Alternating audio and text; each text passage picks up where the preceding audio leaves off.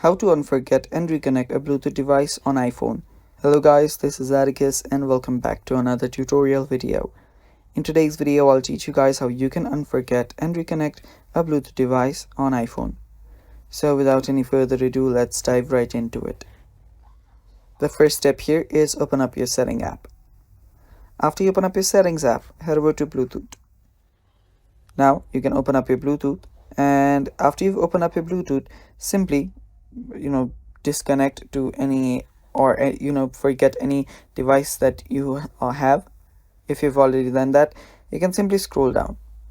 Now after you scroll down under other devices, you'll see all of your devices which are ready to pair.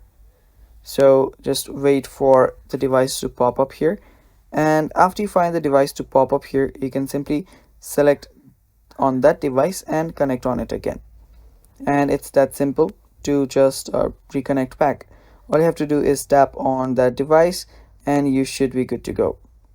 And that's basically all for today's video, guys. Thanks for watching. Stay tuned for more, and bye bye. Take care.